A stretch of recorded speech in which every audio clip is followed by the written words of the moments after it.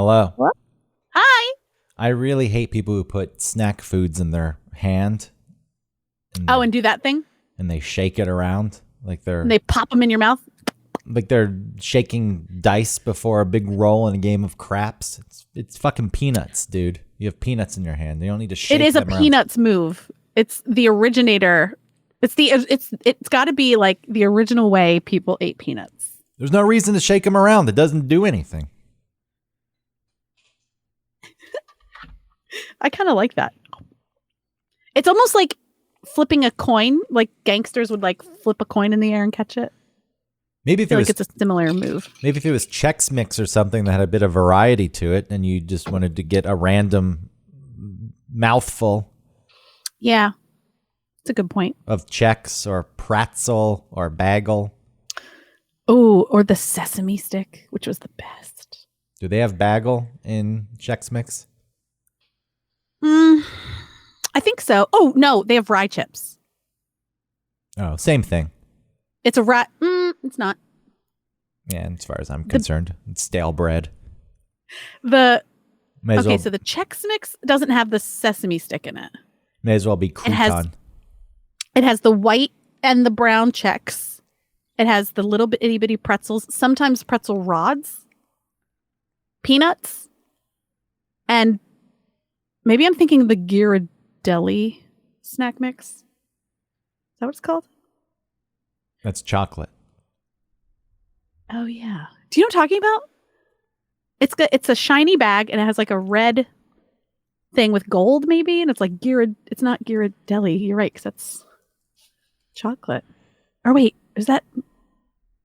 Shiny bag, red thing with gold snack brings up nothing. It brings up red gold chip bag on Etsy. Okay, wait. Oh, that's chocolate. Shit. Okay, hold on. Rye chip snack mix. Yes, this. Oh, what's it called? Oh, Gardetto. Gardetto snack mix. Gardetto. Oh, quality since 1932. Oh, yeah, right. It's made by General Mills. Well, it's not. I'm sure that in 1932, it was official by like a family or something. Yeah, by Gardetto himself. Gardetto was a creation of Giuseppe Gardetto. It was a creation of General Mills. Gardetto was never a real man. No? I don't know. Maybe it was. I'm just saying. The Gardetto family? I'm just saying people buy into this. These big conglomerates tell you the backstories of, it's like the Popeye's chicken woman. No, she doesn't. It's not her recipe.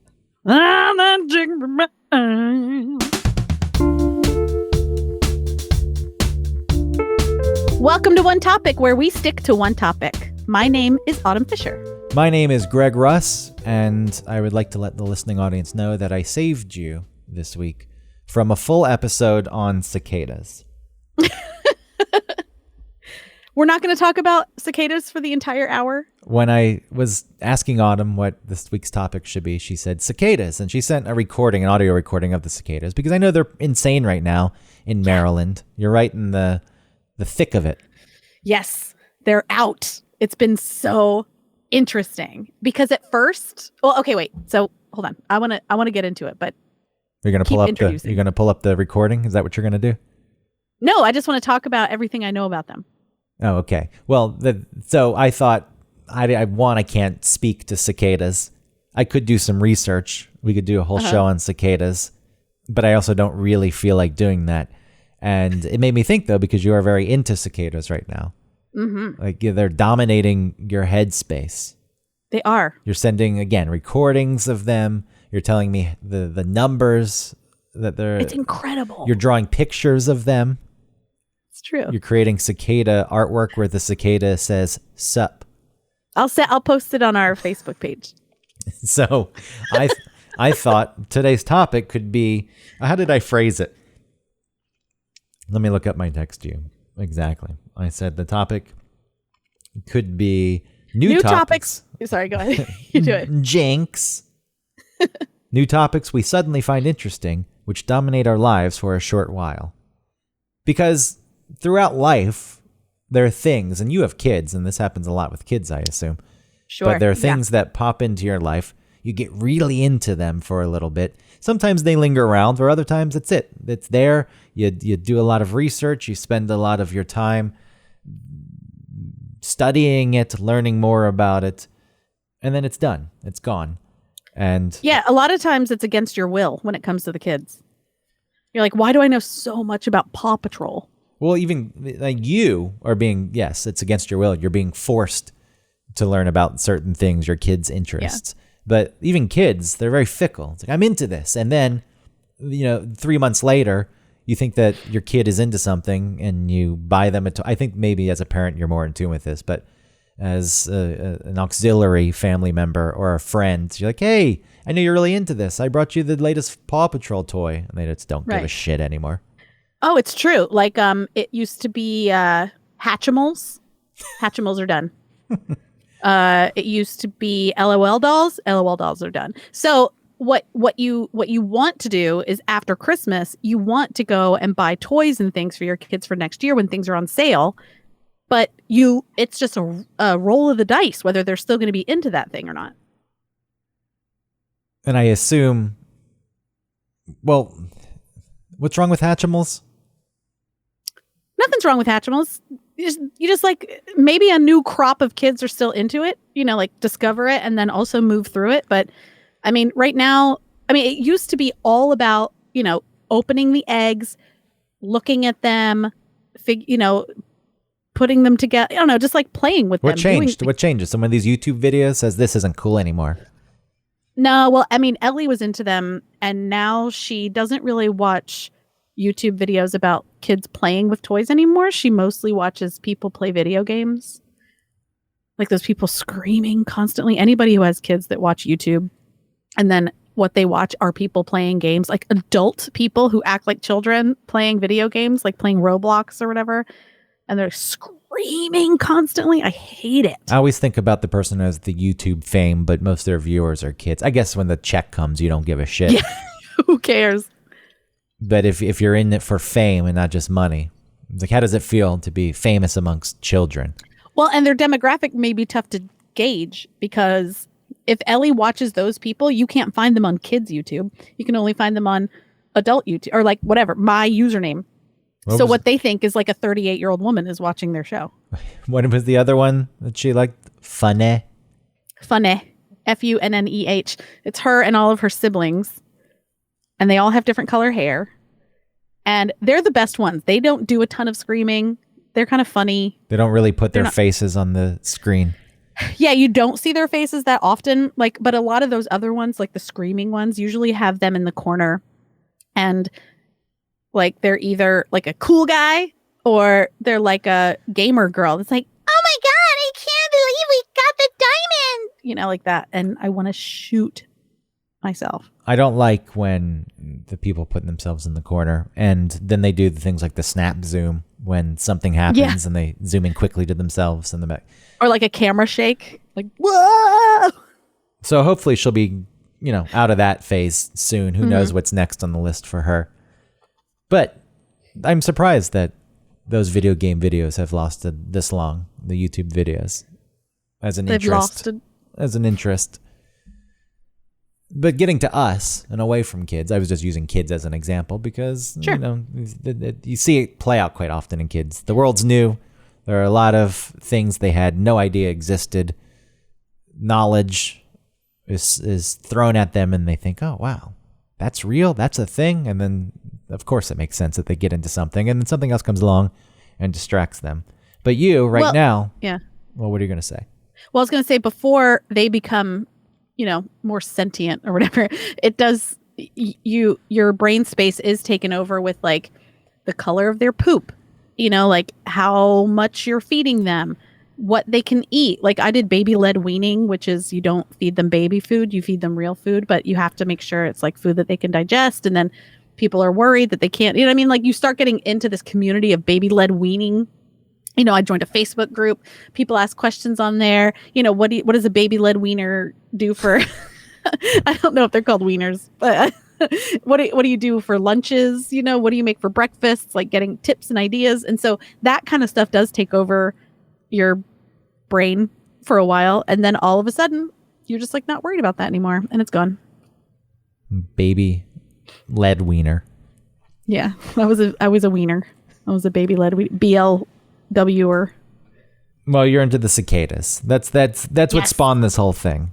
Right now you are obsessed with cicadas. Yeah. At first, when I knew that they were coming, I was dreading it. And I thought it was disgusting. And now I love it. I think it's so amazing. What have you learned about cicadas? Well, they come out of the ground when the ground has reached 64 degrees. Some come out earlier, some come out later, but the majority of them, in the trillions, come out when the ground is 64 degrees. They dig their little ways out. They climb onto anything just because they want to get up. They climb up something, and then they start to shed their little shells. And we've seen those little shells like you see those cicada shells, even like the ones that are annual. So they do that. And then they dry out on wherever they've climbed for a couple days. Their wings get big and dry. They get harder, their little exoskeleton firms up. And then they start calling. And right now, that's what's happening. There's this constant din of noise that's happening in our neighborhood. And it's incredible. It sounds like a spaceship landing. A cacophony of these things, these creatures. Absolutely. Listen, here, maybe I can get it to go. Hold on.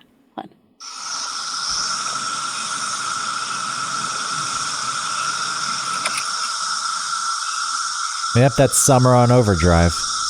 Yeah. I think about, as a kid growing up in Georgia where there's already a lot more bugs because it's so humid and hot. Not that it's not humid here in New York. It does get just as humid, but and there are plenty of bugs. But living in the suburbs, a lot of trees and stuff. And then there's the sound of summer, hearing those. But this I know is the insanity of their cycle, where they're all out. How many get killed? Seven. Oh, so many, because not only do you run over them, you step on them.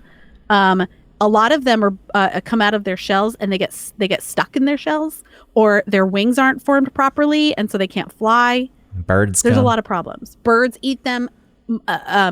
Opossums. Yep. They eat them. Snakes. There's a whole notice about be careful of snakes because the snakes are coming because they're gonna eat. The entire yard is going to be covered in their shells, and then once they mate, the males die. That's a whole group of insects that are going to be falling on the ground.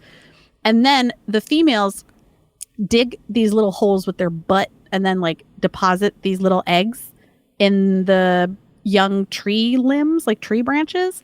And then they die. And so the ground is covered with not just their shells, but also now their dead bodies. That's going to be in mid-June. And then it's pretty interesting. They're in 2 weeks or something later, these little nymphs is what they're called. They're called nymphs. They hatch out of their shell. They look like tiny little lobsters. They crawl out to the edge and they just fall off the branch. Pew!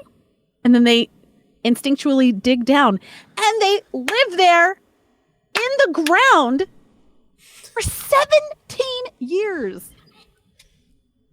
Peter is 4 years old. He's going to be, what is he? 20. He's going to be, how old will he be in 17 years? Come on, you can do the math. It's not that difficult. I can't do 26. He's 4 now, and in 17 years, he's going to be 26. 24. No, that's Ellie's going to be 24. No. Oh, he'll be 21, right? And she'll be 24. She's just turned. It took much longer than it needed to figure out. Oh, please. I am not good at simple math. It's fine. 17 plus 4. 26. Shut up. I'm just saying. Well. This is a fact about me, and I've accepted it. I'm not great at simple math. If I had it on paper, I could do it, no problem. But when you talk about those simple concepts, I'm not great at that. If you're 4 plus 7, I don't know. I mean, it is using... Where some people just instinctually just know it. They're oh, duh, it's this. I'm not great with that. It is interesting to use them as a time marker, the passage of time when they return. You think you're going to still be in Maryland in 17 years? Who knows what the future holds? I'm just curious. I know that you can't answer that for sure. I kind of hope so. And you want to be around again for the... I kind of do. I mean, I'm really creating like a group of people here. The kids, I mean, it's a great school district. The kids have friends. You know, there's a whole system that's sort of growing here that I really like. You know? I know I asked you if you would move back to Atlanta and you were offended. I was not offended. Yeah, the response seemed to be offense. I think if I didn't have kids, then I'd move all around. I'd figure something out. Where would you go if you didn't have kids? You would just be you'd be a nomad? Yeah. I would get a van and I would do that thing and I'd make sure I document it on TikTok. No, I don't know. I would probably move back to Atlanta, but I'd want to live somewhere really great, you know? It feels that the only reason I asked is, with the radio show being there. Yeah. You could really get in and knock that woman out from doing all those endorsements. She can remain nameless. Bless her heart. She doesn't, you could be there. You have a support system of family and friends. And but the support system would be cool, but as far as radio goes, it's not like just because I'm there, people are going to start giving me work. You know what I mean? It's the time of looking to radio to pay my bills is passing. Is it? Is this what's happening? Yeah, for sure. Like all the digital stuff we're doing with the von Hessler doctrine. It's that bad, huh? Yeah. I think the end is nigh. I don't think the end. I think that we're on a track, but it's in a circle. And they're like, yeah, just keep going. Yep, just keep going. But all right, that's a different topic for a different time, and not even my topic. It's not my business to discuss. That is interesting, though. But this is just speculation. I don't know. You could leverage some of the radio stuff. I feel being in Atlanta. You live in a place now where nobody knows. They don't listen. She does some show. I know, it's kind of nice. It doesn't mean anything. Like I think about that here. Not that I'm on the show full time, but I'm just on a show in Atlanta where it's strange to think that people there know your name. I know. And it is I do think sometimes like, oh, I'm looking really shitty or I'm feeling really shitty, but I'm out in the world and I'm really glad that there's no chance for anyone to know me except for people who I actually know. But like, it's not like anybody would know me in Atlanta, but there is a higher chance that someone might, I remember trying to go into the 10 high. Shut up. Meddlesome. Don't tell this story. Well, there was a point when... It wasn't because I thought I was famous. That was because I thought that he knew that Nick and I worked together. The radio show had started, the von Hessler doctrine, and we were going in, and he asked to see IDs, and you showed your ID, and he said, Autumn! And you're like, yeah, that's me, thinking that he knew you from the radio show. And then he said, just like the girl from 500 Days of Summer. Which isn't even the main, it's just a woman at the end of the movie. I know, people love to tell me that story, though. Well, because it's an impactful ending. Sure. It's a little cheesy that she has a season name, just like Summer did. Oh, I loved it. The season that followed, a little heavy-handed.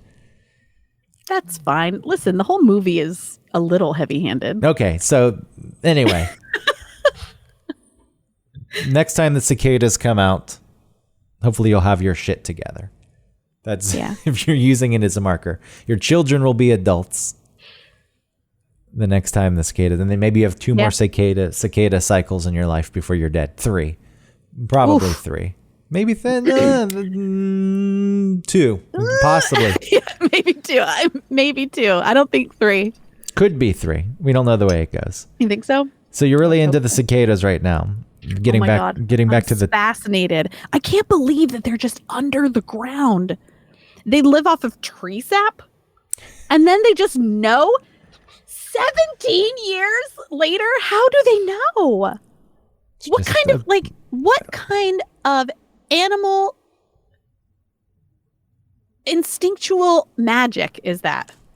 Do you know what I mean? Like, we can explain why, I don't know, whales will swim to certain places, certain times of the year, because they say that like they follow the magnetic waves of the earth or something. What is telling these cicadas to come out? It's just biological. They get to a certain point where it's like it's time to go. You mean to tell me that like 2 years ago they didn't look the same as they do now? As these little like things that come out? I don't know. You're the one who's doing all the research. I have not gotten into cicadas to the point where I have studied this and to any. I tried to look up like cicadas underground, and it's I think that maybe 5 years ago I could have looked that up and gotten more information, but now everything's dominated with like they're out and what are they doing and how long will they be here? It's interesting that it happens all in the same year because biological clocks for humans, puberty, for example. When does a woman get her first period? When does she become a woman? When does a girl become a woman? When does that kick in? It's different. It's a range. It's not exactly 12 for everyone. When they hit 12 years old, that kicks in. So, yeah, I mean, I'm not trying to dismiss the interest that is tied to this. There is something worth exploring there. I think it's so interesting. And I think it's really cool. I feel like anyone that I see in my neighborhood, I want to look at them and like, can you believe this is happening? Do you hear it? On this topic, what are some other things in your life that became points of interest that you really, really got into, dominated your being? I really got into discrediting George Lucas and his prequels, and then his butchering of the original 4, 5, and 6. What did this look like? When did this happen? It probably started. I mean, I was already irritated that he was re-editing the originals and like adding in all of his fucking bullshit. But now we know who shot first, right? Yeah, fuck no. No, we don't. Yes, I mean, yes, we do. It wasn't Greedo or whatever his name was. It's Han! It makes sense for anyway, it's just that kind of bullshit that it made me so. Where were you executing this? Online? Were you seeking out conversations? Were you forcing people to talk about Star Wars so you could? I was talking about it with the only people, like anybody that would listen. Hey, you like Star Wars? And that was kind of like maybe Tim Andrews. It was my cousin and his wife. It was when we moved. And I mean, I was, like I said, I was already annoyed with the issues before, but then the movies came out and it's so disappointing. And I mean, it lived in the same category as like, man, George Lucas really fucked up. And then I started to get really into it. I started to really think about it. There's a parallel there. I feel as though you had moved. Your life was changing. The story, the narrative of your life. And then this one point of consistency in your life, this love of Star Wars, was also changing. Yeah. And you didn't like that. You wanted the stability of the Star Wars. And you had nothing else going on. You had absolutely nothing. So, I mean, you had kids. A kid. I had Ellie. But I was also like alone and sad. You had Ellie. And then you had George Lucas and discrediting him. And then when that ran its course, you said, what can I do? Like, have another kid. Another kid. That's the choice. That's the way forward. That'll distract me for a bit. Okay, so anything else? You can go back at any point in your life. Like if I wrote a list of things. Yeah, what do you have? I mean, when I'm going back to being a kid, I got into Atlanta Knights hockey. I really got into remember the Atlanta Knights? Yes, yeah. I was young enough to not understand that they were a minor league team. I know what you're talking about. We went to some. I was excited for hockey to be happening, and I was like, "Oh, cool, hockey." Yeah, we went to a game. My dad took me to one of the games at the Omni, and I loved it. And I had never experienced ice hockey before. And I remember the guys just fighting, especially in the minor leagues, because they don't. So much fun. They don't give a shit. This guy got in a fight, and the Atlanta Knights guy beat him up, and in the process. The guy from the other team punched the Atlanta Knights guy in the helmet and broke his hand. And I remember him skating towards me. He was going to the bench and he was holding his hand up and his finger was broken. And I thought, wow, this is amazing. And they would play several games a week, but I feel as though Friday nights quite often there was a game and I would watch it. I had to watch it and I had my routine. I would get Twizzlers, a big bag of Twizzlers, and I'd sit there in my bedroom and watch Atlanta Knights, and then I would study and learn as much as I could about the players and hockey in general. And it was a little more difficult at that time because the internet wasn't around yet, or I don't think that we even had dial-up at that point. So yeah, I have to go to my grandparents and look at the encyclopedia, and man, definitely. Yeah, I loved it though. And then I found out that the Knights were a minor league team. I don't know why it took so long. I thought they were similar to baseball, the American League and the National League back in the day before interleague play. The two leagues were wholly separate. So the Braves were in the National League, and I didn't know much about the American League teams. I knew who they were. I didn't see any of their games. And How old were you? So I thought this was middle school. Okay. When did that? So 94, I feel 94 or 93, the Atlanta Knights won what was the Turner Cup, the championship. And I said, wow. I didn't quite know that meant nothing at all. And so I thought like the Knights were, because I knew of the New York Rangers and the Philadelphia Flyers. And I thought, okay, that's like maybe the National League. And there's this whole other league that I don't know much about, but they're still professional. I guess they're professional because they got paid, but I was like the Knights, and then my dad said, no, that's a minor league team, and it really crushed it for me. Oh, did it? Because I don't watch minor league. It doesn't mean it. And then they won that championship. It's like, who cares? Did you try and get into major league hockey? Who cares? Yeah, that was the same time I chose the New York Rangers. I like them, and they ended up winning the Stanley Cup that year. It was the last time they won the Stanley Cup, and I thought, yeah, wow, that's my team. That was your doing. That's mine. I made that happen. There was the point I got into musicals, which is where my love of Cats and Phantom of the Opera come from. That was also in middle school. I feel like middle school for me, as a kid, you're discovering quite a few things and a lot, but I don't know if the brain capacity is not there or the attention span or to get really in depth. Like I liked video games when I was a kid, and I know that I had interest, but the first times I remember really just laser focus on something was seemingly in middle school. And I had that middle school music teacher who introduced us to musicals, and that was a thing for a while. And I had my mom take me to Best Buy, and I would get the CDs, the soundtracks of various things. And in the process, I got the Andrew Lloyd Webber Greatest Hits, which introduced me. Oh. I got that, and then from there, I said, I got to get the full albums. And that's why there was somewhat of a focus on Andrew Lloyd Webber. Gotcha. There was more than that. There was outside. I remember we watched West Side Story, and I enjoyed that, and I got that soundtrack. But Andrew Lloyd Webber became a thing, which now people make fun of. But they probably made fun of then, but I was a kid, so they would leave me alone. See, my mom got me into Phantom. And so I was listening to it like in elementary school.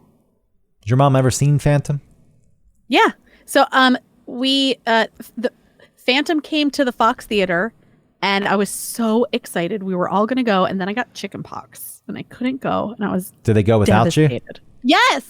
Good. They should. That's probably very expensive tickets. I was so sad. My Aunt Eileen came and stayed with me while they went. I was so sad. And then the next time it came around, we got tickets, and I went to see it, and I looked through our binoculars a lot. And then when I was asked about like what I thought about it, I didn't remember a lot of it. And I think it was because I was like not experiencing it. I was like just looking through, I was looking too closely at it. Oh yeah. I mean, if you're staring at the binoculars and just kind of watching the show, which is an interesting way to watch it. But yeah, that's the first time you saw it though? And you watched it? That was the first time I saw it was in Atlanta. Through binoculars. I saw one of those tours at the Fox Theater. They don't have it was good. I liked it, but yeah, I enjoyed it also. Yeah. And then there was Phantom holds a weird special place for me. Yeah, it's same for me, obviously. I've never hidden my love for it. And then this interest was renewed. It's funny, it came through teachers, 7th grade teacher, and then not for Phantom, but just musical theater, and then even opera for a bit.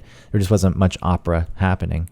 in Atlanta, but I did go see the Magic Right. Flute. But I had a teacher in college at Georgia State, Professor Street, and he really, sometimes when people are into something themselves, they're going to teach it in a way that's enthused, and Right. that can translate.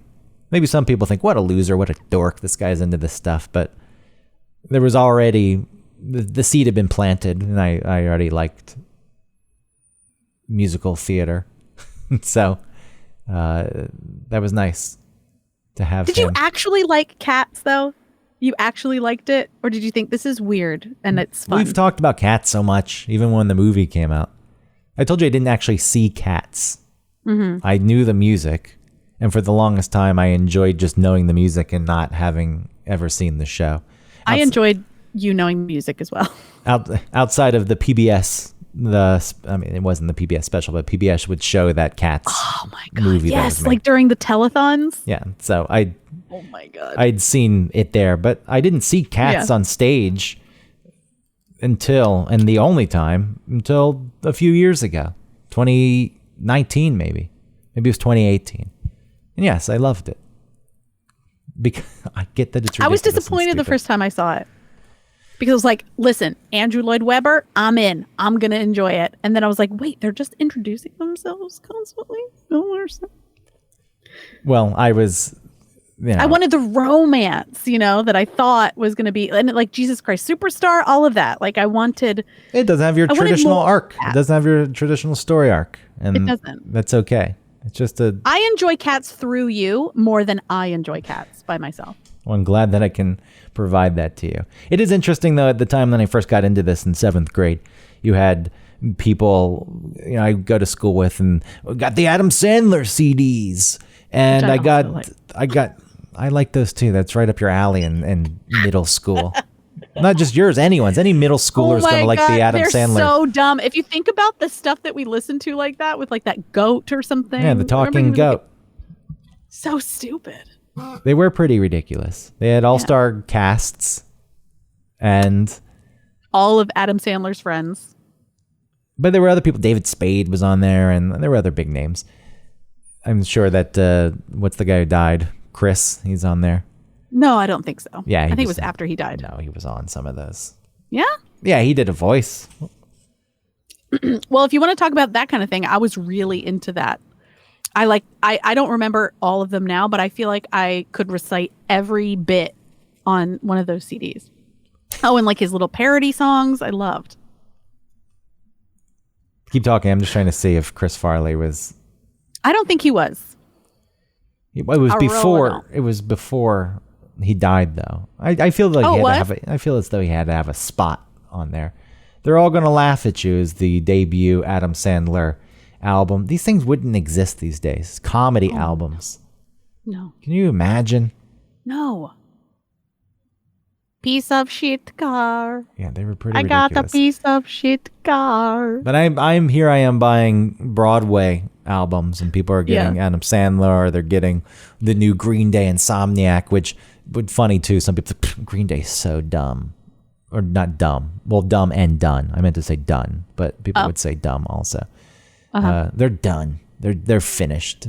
Dookie was it. That was like their first album, and then this Insomniac was the second album. Dookie wasn't their first. Yeah, it was. That was just the first one. No, there was stuff before. Just Dookie was the one that was the biggest. Well, the biggest before, whatever. Yeah. This because I feel like I got made fun of for not knowing earlier Green Day. Like, oh, you only know Dookie? Okay, so then there's some people in tune with this. This proves my point even more. I'm looking this up now, though. Their discography. Mm-hmm. What is it? So there was Kerplunk. That's right. There was that one. Kerplunk. And then there was 39/Smooth. I don't know what the hell that one was. I don't know. I dream that I don't get no more. I'm busting up and out and growing bored. I loved Dookie. I would mow the lawn, and I would listen to it in my, cassette player Walkman thing. I love that your parents would make you mow the lawn. Mm-hmm. Go mow the lawn. Well, it was my chore, and I got, an allowance for it. Was it a self-propelled lawnmower, or did you have to push that thing? Well, I mean, it was a push mower. Yeah, but did it, when you squeezed the handle, did it? Oh, yeah. The wheels turn itself? and you just kind of I had to guess, steer but it's not like it didn't take effort. No, and it's You not. know, you had to like push it up hills and stuff. Okay, so by the time Insomniac came out, and I've been a fan for so long. You buy Insomniac, you're a loser. Mm-hmm. But people are into this. I just didn't prefer Insomniac. Like when I didn't like the first video that came out for it on MTV, where it was like they were doing dentistry. I was like, ew. and then they got all lame with their like, this is the birth of your life, and it was like all over the Olympics. They were playing like their music behind the Olympic like interviews and stuff. And then there was the musical. Man, I was like, get the fuck out of here, Green Day. The sellouts, what losers. Around the same time in middle school, I was really into computer video games. Consoles were out for me. PC games. Oh, tell me more. PC. Now, we've talked about this, I think, on the video games episode, but the Sierra games, Space Quest, King's Quest, Police Quest, for whatever reason, became my favorite, which is, I look back on it, and it is insane, because the other ones were interesting. King's Quest, and not to say Police Quest wasn't, but Police Quest was just somewhat of procedural, and there were storylines to them. But I had this idea that I wanted to be a detective playing one of those until I found out you had to be a uniformed officer first, and then I said, fuck that. No. Why would you It made you want to be in law enforcement? It made me want to be a detective. I didn't want to do anything else. You have to be a uniformed officer first before you become a detective? Yes. You got to put in your time. It's a promotion. You got to play the game. You got to the bureaucratic. Are you telling me Columbo was a cop at some point? That's not true. They were cops. Uniformed officers before they became detectives, which to me downplayed the whole. It's like, this doesn't. A detective should be, you're good. You're a detective. You get to skip this part. Yeah. But no, you had to understand policing, and so then that kind of destroyed Police Quest for me. Leisure Suit Larry. All those games where you had to explore the world, similar to Maniac Mansion, but it was like, pick up, use this with this, talk to this person. And you had to take note of things and explore. And I was really into those. But computer games in general, Command and Conquer was a game that I loved. I loved flight simulators. And some of them, people still to this day are insane with those. They chart their courses. I'm taking off from Paris and I'm going to fly to Moscow. Does it fly in real time? Yes. You can speed it up if you want. It's like the trucking one too. Did we talk about that? Well, you're just driving a semi-truck? Yeah. I don't know if we talked about that. In real time, like down highways. It's the same thing as those flight things, except you have to be careful. Like, you could mess up. You have to like make sure your bridges are the right height. Like, it's like an actual trucking job, except just virtual. That one makes even less sense to me. There are things, there are like Twitch channels where you can watch them live. When you're flying, and they go on at for least, days. Most people don't have, I know most people don't have their commercial truck license either, but I feel as though that's easier to get. Or if you really wanted to drive those routes, you could just get in your car and drive them. Sure, you're not driving a truck. You don't have to look at the bridge heights. You don't have to figure out places to stop and sleep. You don't have to meet deadlines. Right. Well, you do have to meet the deadline. I think, like I said, I think it's in real time. Yeah, in the game, I'm sure you have to meet the deadline. But I feel as though it's harder to get your pilot's license, so at least to fly these routes. It's still, you can speed them up, but people online will just watch other people fly. And flying's pretty boring. Once you're up and there's nothing going on, it's pretty boring. But then I got into like the fighter jet sims that had missions, and then I thought, I'll be a fighter pilot. That was something I wanted to do for a bit. And I bought this manual about all the different types of U.S. fighter jets and read about them. And so that I bought a joystick that was like a really fancy flight stick that had missile guidance and launch. And then there was a throttle that you could buy that went along with it, and then there was rudders you could buy. I could never afford the rudders, but I wanted to. And people build these things out, like they build out full fake cockpits and their gaming rooms. I never got that. I probably would have if I had the money. It's something that I would have done. And then SimCity I was into. Well, hold on, before you, this was all on a computer, right? Not on like a Nintendo or something. Yeah, no, come on. The console games they're garbage. Well, the closest I got on a Nintendo was playing Top Gun. It was very hard. It was so hard. I could never land on that carrier. Nobody I could think land. I landed twice. I don't think in anyone. My life. I don't think anyone ever landed. It's so hard. Up, up, down, down, down, down, left, left, left. It was totally different though. The processing power, the graphics cards on them, man, you were missing out. PC gaming was top of the line. Yeah. The closest I got to that was just playing Myst.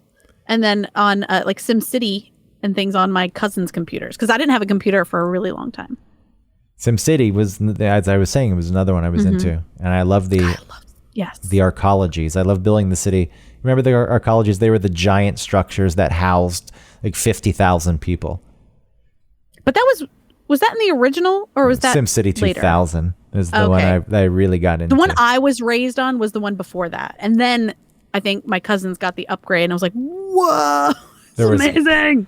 What's like a garden on the top and stuff? Like, yeah, the fancier ones. The launch Arco had a nice dome at the top with a lake and some mountains. And then there was the Forest Arco that was probably, very green. This was cutting edge technology at the time. Amazing. And that also had a ringed forest at the top. And then there were the dank ones, the black one. It was like the Darko arcology, which was one that was asymmetrical and it really bothered me. And then the Plymouth Arco. These were the cheaper ones. And I always thought about what they were like inside and how depressing they were. But something about living in those was really appealing to me. This space that was self-contained where you're just up high and the rest of the city existed below you and you didn't have to go interact with all the plebes. But then a tornado comes through. I turned those off.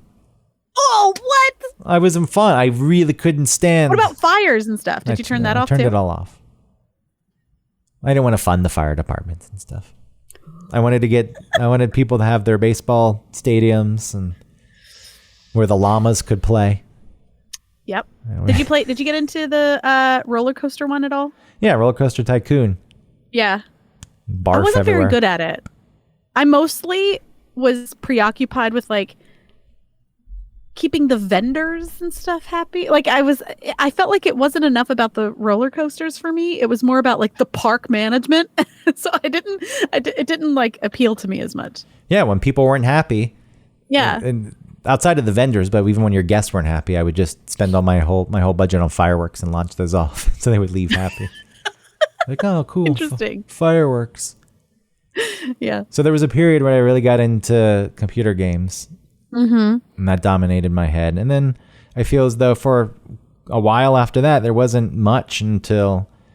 I mean, there was other things as far as video games go. A couple years ago, remember I was really into Red Dead Redemption 2. Yeah, but a console game. The console games are fine now. Consoles have come a long way. But if you talk to any real person, they would... Oh, yeah, it needs to be like a desktop or something. They're screaming right now that I even said that. Like, have you played Red Dead Redemption 2 on PC? Have you seen what you're able to do with it? So I'm like, I don't have the graphics card for that. I don't have the keyboard. Like, I don't know. It's fine. But I really enjoy it when something can grab my attention like that. And I can be interested. It really did too. You were really into your character and the story arc. Yeah, it's nice to actually have that for a bit. I did a little bit of painting back in 2002 and 3. And I like that. And I thought I'll continue this. And the paints are still under my bed at this point, almost 2 decades old bottles of acrylic paint. I'm sure they're dried up, cracked pieces of chalk. I thought I'll get back at it and I'll continue to improve my skills. And I found it to be fulfilling. I don't know what it was or why I stopped doing it. It seemed like when I looked into it more, it was just like, wow, there's a lot of technique here that I don't think I'm good enough or don't have the patience or I don't want to do it this way. I just want to do it my way. And for whatever reason, it scared me off. Well, yeah. I mean, I think to find your sort of voice with something like that or your I don't know what it's called when it's not I think you would need more technique, in order to break the rules. Do you know what I mean? Like you have to learn the rules to break the rules. And so maybe you just didn't know the rules. Yeah, I gave up. Yeah. I've been doing a lot of drawing lately. I've really been enjoying that. I feel like that's been something I've been really into. I've been doing that thing like when you draw a face and you put the weird like lines across people's faces to like line up their eyes and nose and mouth. I don't really know how that works, but I've been doing it. Well, that's good. And I've been like practicing hands and things. Very hard to draw, along with teeth. Oh yeah, like actual teeth are ridiculous. If somebody right now listening, try and sit down and draw a mouth with teeth, like actual real looking teeth. They end up looking like bad tattoos of like people's faces with their like horrible looking gnashed up teeth. Well, we talked about this before. If you're going to get a tattoo of a person, one, that's a huge risk that you're even going to go there. Make sure they're not smiling with their teeth showing. Don't put the tattoo artist in that position. Tattooing teeth. Unless they're really good. I like the idea of people... Pat Bundy. I like the idea of people getting faces tattooed, though, and then the faces age as they age because their skin gets wrinkly. And the faces are getting wrinkly on their arm, along with, if you sync it up so the person's chin is at the bottom of your arm, and so their chin can get that gooseneck thing going on, just like real life. Huh. Maybe you could instantly make someone younger by tattooing them on your elbow. And then just bend it. So bending, yes. Yeah. It's like the old woman, baby. That'd be pretty cool to pull off. Mm-hmm. Yeah. Mm-hmm. If you could do that. You were into tattoos at some point. I was into all that. I got a tongue piercing. I got tattooed. But was this something that you thought a lot about? Did you No. think, I'm going to continue to get tattoos? I'm thinking about my next creation. No. It was just like, let's do this. This will be fun. This is a thing. I want to do that thing. I want to experience that thing. All right, so that was what more I of a did. passing thing. That doesn't really fit what we're talking about. No. Mm-mm. Do your kids laugh at your tattoos now? Are they interested? They don't really pay attention. They don't care. When I first, when my tattoos were much more new, especially like the one on my leg with the flowers, I was working at a daycare, and the kids would come up and look at the tattoo and like touch it and like smell it to see if it smelled good because it was flowers, stuff like that. That's interesting. Yeah. No, I don't think I was. Scratch and sniff. I don't know what else I might have been really into. I mean, You do seem I like the think when kind I of was- person. Well, go ahead. well, I was going to say when I was a kid, like I was really into playing Nintendo. I mean, I played every day with my friend Patrick Johanneymeyer. I can say the whole name because no one's going to be able to spell Johanneymeyer. And yeah, we just constantly played Nintendo, and I loved it. And we beat Mario 2. I was the first one. It was all a dream. Correct. I was the first one in my neighborhood to get Mario 3. And so I was like king of the world. And we played that, and we knew the secret thing because of that movie with Fred Savage, the wizard. Mm-hmm. Yeah, and so doing all that, I don't know. I had the Nintendo Power book that accompanied Mario 3 so that you could go into those that card game part of the game, like where you flipped the cards over and you had to match them in order to get them. And I had the grid of like every combination. Yeah, so you invested in one of the guides. Yeah. All right, so yeah. I mean, I saved up my money to buy a Sega, what's it called? Sega Genesis? Is that not the real one, the handheld one. Oh, Game Gear? Yes, a Sega Game Gear. And I played a lot of Aladdin on that, but it took batteries. So on like road trips, it would last me like 30 minutes. Yeah, those things didn't last long, especially they the didn't. Game Boy lasted longer, and that didn't even have that much of a life to it. But you couldn't play it at night. You need a light. Why for not? because the Game Boy wasn't backlit and it wasn't color. Oh man. Yeah, my Aunt Marge was really into playing the Mario on Game Boy. And I remember playing it. It was so different than so many other Marios. Yeah, Game Boy led the way, but quickly was surpassed by some other ones. All right, so you had video games. Mm-hmm. I'll tell you what is happening now in my life at this advanced age. The only reason I'm getting into stocks, I'm not really into stocks overall, and I've talked about my... Teach me. I don't know anything. There's nothing to teach. I have really, really become obsessed with the AMC stock, though, which is similar, possibly similar to the GameStop stock, which skyrocketed back in January. Because of the squeeze, though, not just because of their success. No, because of the squeeze. And, you know, as ridiculous as this is, like the whole setup is it's an us versus them mentality where the common people are fighting the hedge funds and the brokers on Wall Street who try to manipulate and artificially control stocks.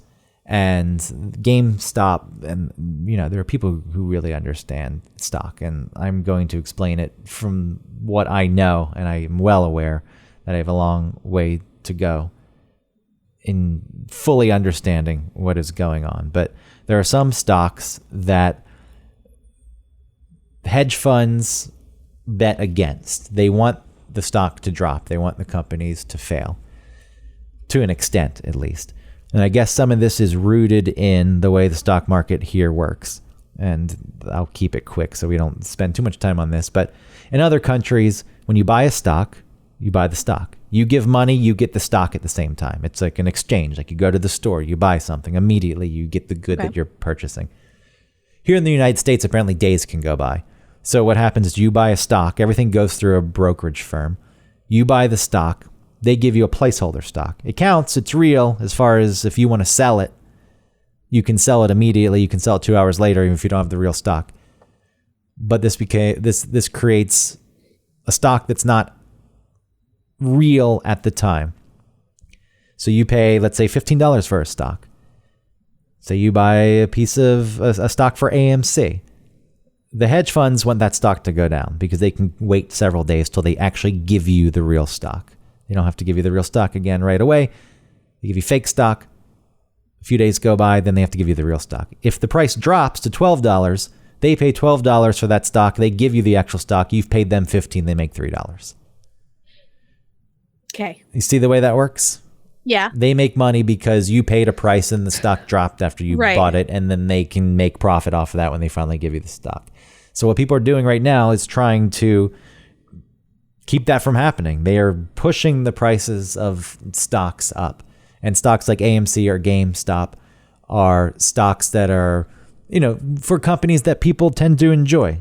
They're normal, everyday, middle-class lives. I like playing video games. I like going to movies. Whether or not the business models are outdated or have any kind of future, that's up for debate. I mean, sure, things are changing. Do you need to go to an actual store to get a video game now? Are you going to continue going to theaters?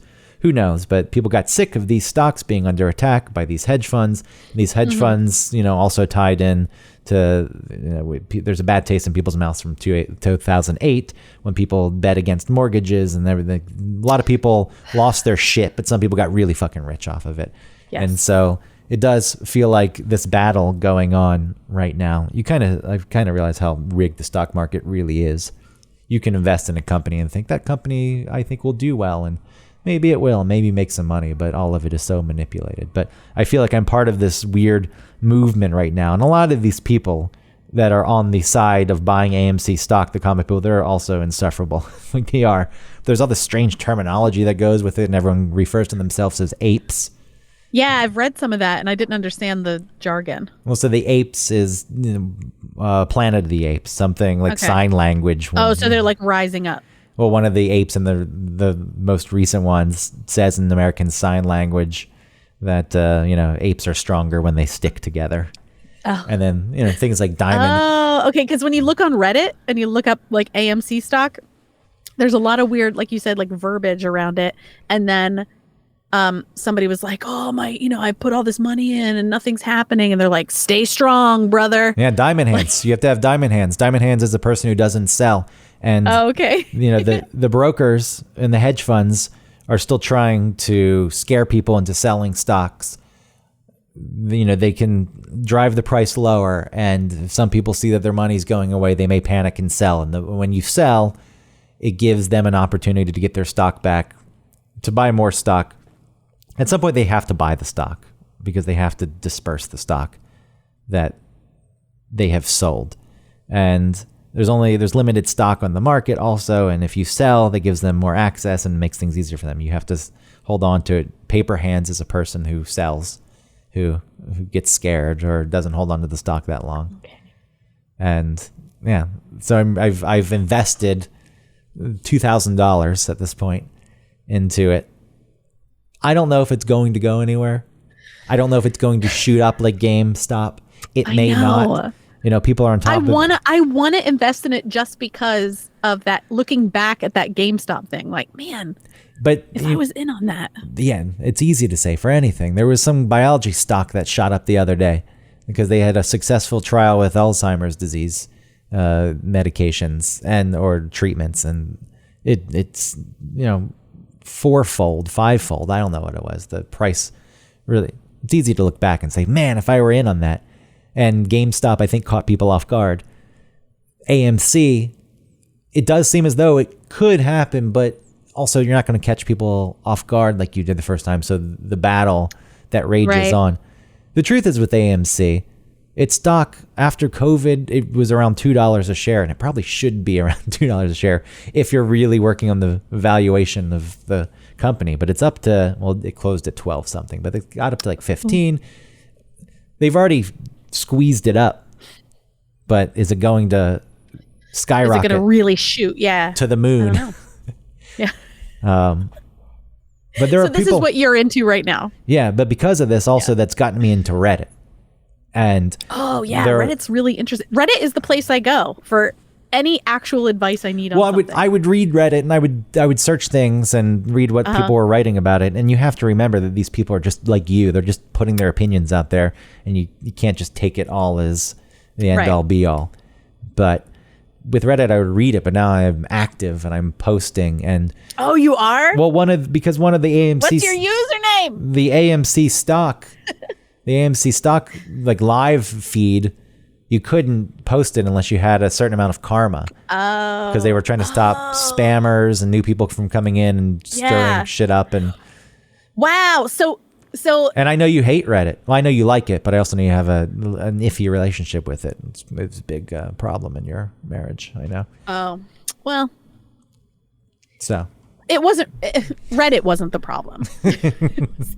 Reddit was the. Reddit was just there. Reddit was the symptom. Yes. Mm-hmm. Reddit was. I know people are trying to wonder what happened now. I just feel like Reddit. It was just a lot of time spent on the phone. Well, I've been like this over the past week, and especially the last couple of days, because I've been posting in all these other forums and subreddits because I'm trying to get my karma up so I can just post in the AMC stock. But also, I check and like, oh wow, well, have people responded? Am I getting?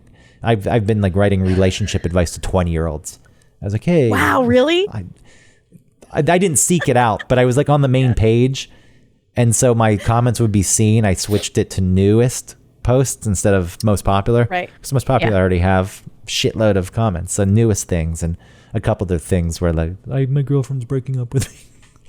And I would write it and try to get some upvotes. I'm sure that you're probably giving some of the best advice on there then. Possibly, who knows? But I've become consumed with it, and now the whole culture of the AMC stock and the apes, and I feel like I'm part of this community, and I know some of it's ridiculous. Some people are saying this is going to be some people are saying that the shares are going to go up to $100,000 a share. That's not going to happen. There's no way that's fucking going to happen. That will not happen. It can't. I don't see. There are many reasons. But you think it's going to go up above 15? It could. I hold out hope that it will. But I'm investing money. Do I want to lose $2,000? I'm probably going to invest more tomorrow. Do I want to lose this money? No. But if I did, it's not going to ruin me. I'm going to throw like $200. Well, you have to get an account with. I don't know how to do all that. Well, you have to get an app, and you have to transfer money to it, and then you have to buy the shares. I don't want to do it. We can walk through it, but Okay. you have to actually be ready to lose that money. You can't assume that That's it's fine. going to. I can lose the money. Because some people have seemingly put everything they own into it. Yeah, don't do. I would not do that. Because they really do believe, and some person said this is going to be the largest transfer of wealth in the history of the world. I don't know if that's gonna happen. It's very volatile is all I'm saying. Yeah. I can see the way it could shoot off the same way GameStop did, but I also can see it not happening. And Of course. And It's a gamble. It's just a gamble. but But it's a little bit like an under the table sort of deal because there are people in on it trying to squeeze it. I've become a consumed with it. Right. And then, online and in general, I haven't ever been a part of social media. I have, but not to any deep extent. And now I find myself, and I always knew that there was the dopamine burst that you would get, the serotonin flood if you get likes or responses. But now I've found myself, someone responded, or I got something. And Yeah. I'm also trying to infiltrate the female dating strategy subreddit, which is for women only, by making posts like men are stupid, but more thoughtful than that. Posting as a dude, and I want to see if I can get in there. What do you want to see? Nothing. That's the thing. I don't want to go in there and really cause trouble or stir anything up. I just want to see if I can fool people into thinking I'm a woman. All right. That's all. Well, good luck. And so, the apps. And then I know that we need to wrap up, but I was thinking of you and your new interests. I was wondering if dating apps to you have really started to consume your brain. No, more than dating apps, TikTok. Oh, yeah. You are really in love with TikTok. I don't understand how to make things necessarily. I run into some sort of noob troubleshooting issues with it.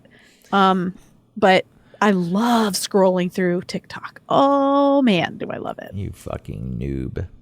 Yeah, I'm a noob. Pwned. I'm totally pwned on TikTok. You do send a lot of TikTok. Well, I assume the dating apps because you've never experienced them. And no, I don't really care. It's an interesting world. Yeah. Yeah. No, I'm not into the dating apps. I mean, I have one right now, but I don't really care. You don't like going through like a catalog, looking at who could be next? You. Look at you. Look at your smile. I don't like you. Look at your hair. I don't know. It's not hooking me. Wow, you're tall. It makes it so easy. It's right at your fingertips. All right. Every single dude has a picture of himself with a dog. Yeah, Every single one. Of course, because it works. There was one person that had a picture of them with a goat, and I liked them because they were weird and with a goat. They ended up not being so cool, but yeah, what did they do? They were just talking to me like, what are you doing today? I'm like, oh, he's like, I'm going to go antiquing and then I'm just going to go home and stare into the abyss. Oh, you mentioned this person. I like that guy. I know. I was like, sounds like a Greg guy. And then I was like, well, the first part sounds cool. The second part sounds like a bummer. He's like, not really. Something about keeping alive his existential crisis. I was like, okay. Maybe he's joking. I did not get any implication that he was joking. You're not reading this tone properly. All right, well, you're not getting into those. I would assume something new that you've never got to experience since you were already shackled, hitched. I think right now the thing that I'm into is, I don't know, thinking about myself, doing things that I like for myself. Therapy is a therapeutic mindset. It's got its hooks in you. Its tentacles are coursing through your body. I'm really sorry. Every show has to end with me saying I have to pee. All right. Well, we'll wrap up the show unceremoniously. I know. We were supposed to. It's like my bladder is like. We're supposed to get the scoop. I was supposed to get the scoop so people would listen to us tomorrow instead of the Von Hessler Doctrine about your date. Tune in to the Von Hessler Doctrine. No, it was supposed to be us with the scoop so people would listen. But fine, so be it. Go pee. That's it. All right. Thanks for listening, everybody. Please support our sponsor, hoffandpepper.com. You can get 15% off with the code ONETOPIC15. They have some really great hot sauce. You can check them out. And thank you, everyone. I don't know. Comment on what you're into. Oh, engagement. No, Do it. Come on, don't. It's cheesy. I'll post my picture of the cicadas Cheesy. and the video of the sound they make. Tell us what you like.